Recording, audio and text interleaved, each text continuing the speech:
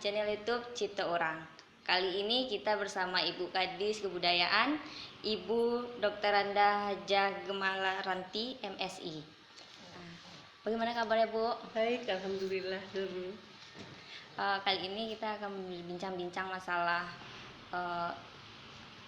apa Ibu? Kebijakan di Dinas Kebudayaan ini, Bu. Gimana sih, Bu, kebijakan yang dilakukan oleh Dinas Kebudayaan terhadap kaum muda? Oh ya, terima kasih Nurul. Dinas Kebudayaan itu mengurus tentang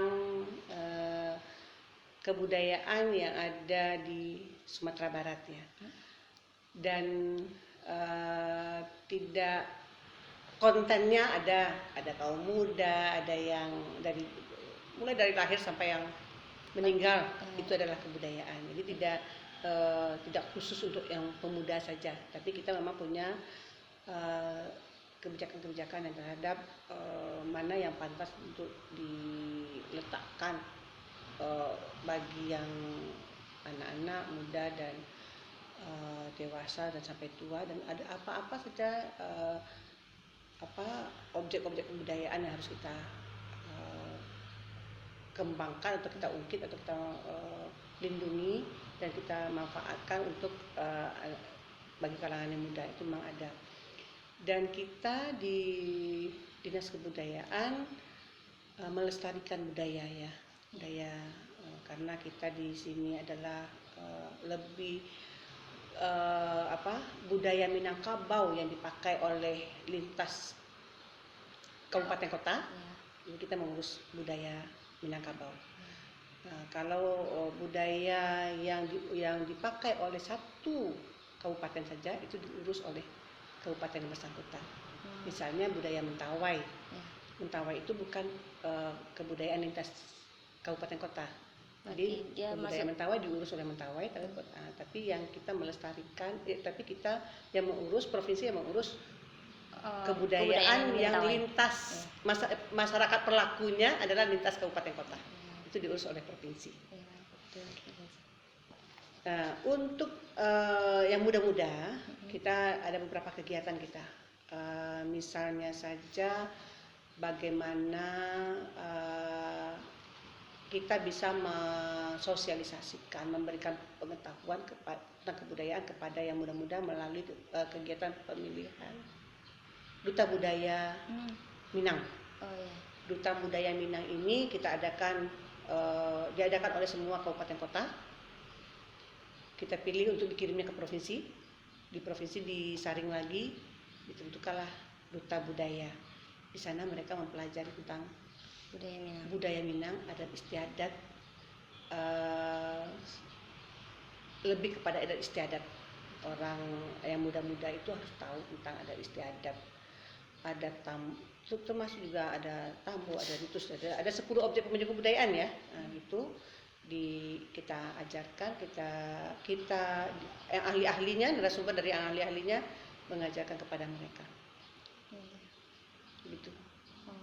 Jadi nanti kan setelah mereka dilatih, Bu, yang duta-duta tadi, duta kebudayaan, setelah dilatih, apakah mereka nanti kan turun untuk mensosialisasikan ke masyarakat atau bagaimana sih? Iya, harapan kita begitu.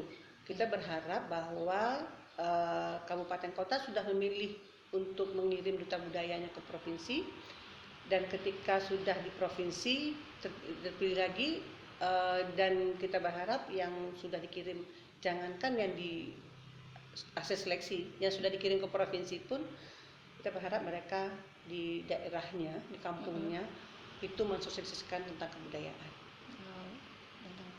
Dia sudah menjadi, kalau dia menang dia sudah menjadi duta, kalau dia menang di kabupaten atau kotanya, dia juga sudah jadi duta budaya di kabupaten kotanya.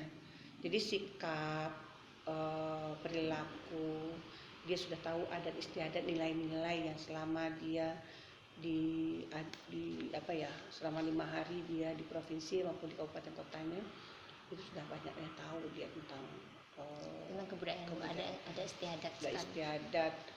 10 objek pemajak kebudayaan itu dia udah tahu. tapi mungkin belum terpahami secara apa ya. keseluruhannya. Kalau soal jago pantun-pantun, jago mereka. Saya juga sudah lihat itu, oh bagus. Sekitar 400 orang sekarang itu beredar ada di Sumatera Barat. Kegiatan yang dilakukan di karantina itu apa aja sih, Bu? Bagaimana berpakaian, Berpakaian. bagaimana sumbang, masalah sumbang 12, Oh ya. bagaimana berbicara ke yang tua, yang muda, ke yang di bawah kita, yang satu apa, atau malereng, atau mendaki, atau menurun gitu ya. Nah, itu dipelajari, berpakaian, sopan santun, nilai-nilai itu dipelajari di sana. Agama, pandai-pandai mengaji tuh mereka. Berarti semuanya di situ dilatih ya, Bu? Iya. Tadi Bu menyebutkan mereka diajarkan bagaimana cara berpakaian gitu. Emang berpakaian secara adat ada itunya juga ya, Bu? Perbedaan dengan sekarang gitu? Beda ya, ini pakaian adat atau pakaian kita seharian. Ya. Dalam Islam, dalam agama apa saja saya lihat, itu pakaian itu harus longgar. Oh, ya. Longgar itu etika berpakaian. Kita kalau Minangkabau, dia pakaian yang dipakai oleh perempuan Minang waktu dulu pun itu kan baju basiba. Ya. Baju basiba. Itu termasuk pakaian adat, termasuk pakaian keseharian orang waktu dulu. Pasar pun dia masih pasti pakai baju basiba. Tapi sekarang kan udah. Tapi akhir-akhir beberapa tahun terakhir ini kita melihat ada komunitas baju basiba, orang sudah enak pakai baju basiba, mengajak anak-anak muda lagi nih. Tidak saja, jangan berusaha untuk melestarikan, berupaya untuk melestarikan budaya yang ada di Sumatera Barat. Jadi itu tentang cara berpakaian anak-anak itu yang muda. Ya, muda yang di Minang ya, Bu. Kalau kan di situ juga diajarkan tentang bagaimana cara berbicara kan, Bu. Nah, teknik apa aja tuh, Bu, yang diajarkan di sana supaya anak duta-duta tadi yang diajarkan itu cara berbicara dia tuh ke orang lain gitu loh, penyampaiannya. Gini, ada kata menurun, Ya. ada kata mendaki, ada kata mendata, menurun, mendatar, dan mendaki. Kata menurun itu seperti apa? Itu yang diajarkan. Menurun itu ke siapa kita harus membaca. Kata menurun itu dipakai untuk siapa saja. Kata mendatar ke siapa dipakai dan bagaimana bentuknya. Satu lettingan juga ya? Iya. Kata mendaki ke siapa kita memakai. Nah, ke siapa kita memakai dan kayak apa bicaranya. Itu diajarkan.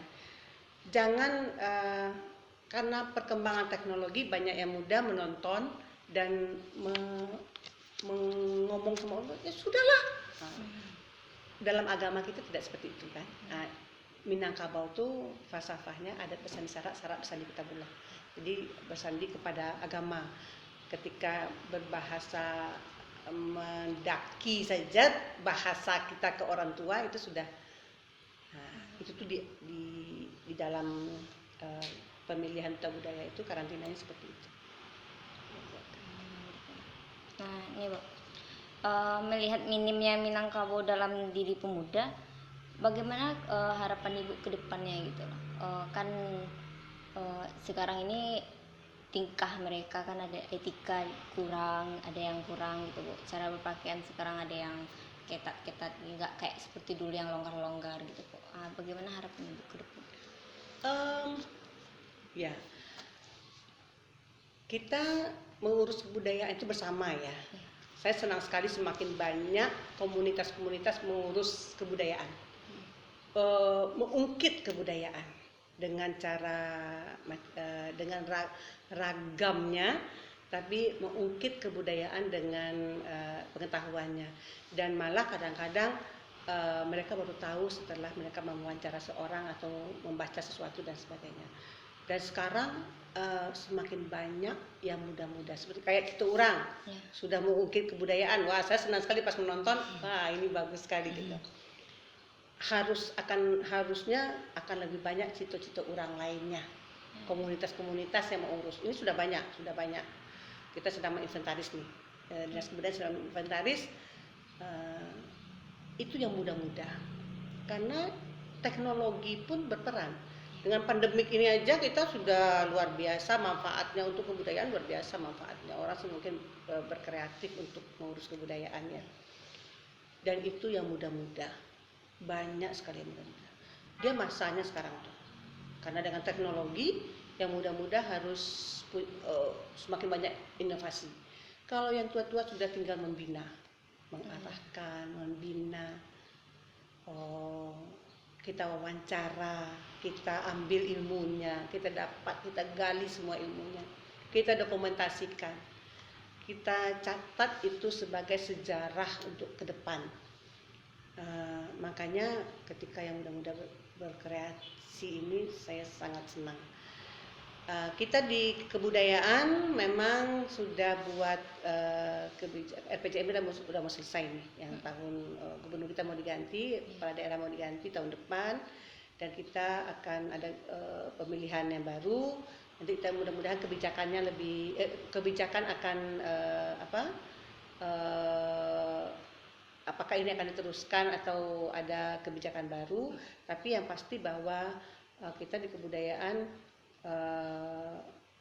siapapun kepala daerah nanti akan menang, kita menawarkan, ayo Pak, kita kejar yang muda-muda. Dan yang muda-muda itu nilai-nilai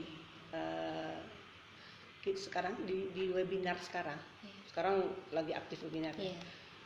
Kita dengarlah kegalauan orang terhadap budaya. Dan itu yang kita kejar, yang kita harus bebenah bersama. Kita di Dinas Kebudayaan nanti kebijakannya adalah mengungkit, mensosialisasikan, mengejar yang muda-muda untuk dari perubahan karakter, karena pendidikan sudah menuju ke karakter. Perubahan karakter kita masuk di ranah itu. Memang membutuhkan perubahan mindset kita untuk memajukan kebudayaan ke yang muda-muda, supaya kegalauan yang disebut sekarang ini, sama juga dengan pertanyaan Nurul, itu bisa terjawab insya Allah. Sama-sama kita nih, tapi kita sudah melihat pergerakan kebudayaan di Sumatera Barat itu komunitasnya sedang banyak ini membahas tentang kebudayaan. Kita senang. Jadi tinggal meneruskan aja tuh, meneruskan insya Allah. Berarti Dinas Kebudayaan sekarang lagi memantau komunitas yang mengangkat tentang kebudayaan ya Bu? Itu sambil jalan itu, karena memang kita sudah melakukan inventarisasi komunitas-komunitas yang bergerak di bidang kebudayaan. Prospek ke depan yang dilakukan Dinas Kebudayaan itu apa Bu untuk kaum muda? Maksudnya gimana nih? Langkah untuk lebih mengenalkan budaya ke kaum muda gitu. Kita sebetulnya tadi kita sudah ceritakan ya, beberapa kegiatan Dinas Kebudayaan, misalnya pemilihan duta budaya. Kemudian kita melakukan sosialisasi tentang objek-objek pemilihan kebudayaan. Kita lihat itu peserta pengikutnya aja sudah kelihatan itu yang muda-muda saja.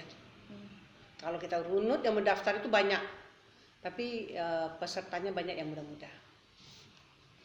Itu sudah melihatkan karena beberapa kali kegiatan itu kelihatan nampak pesertanya banyak yang muda, itu melihatkan minatnya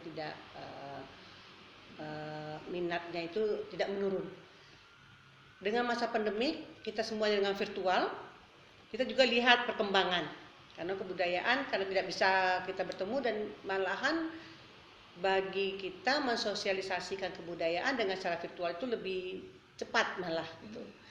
Uh, Selalu tuh yang mendaftar tuh 500 lebih tuh. Ada kegiatan setiap hari Jumat itu, bukan setiap hari Jumat. Dalam satu bulan itu ada 2 kali. Setiap hari Jumat jam 2 itu ada kegiatan virtual kita, khasanah warisan budaya di Sumatera Barat.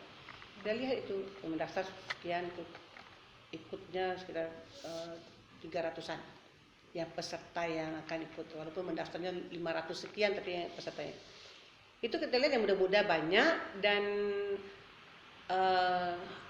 bisa dipantau itu kegalauan, ternyata kegalauannya sama, bahwa kenapa sih yang muda-muda tidak seperti itu.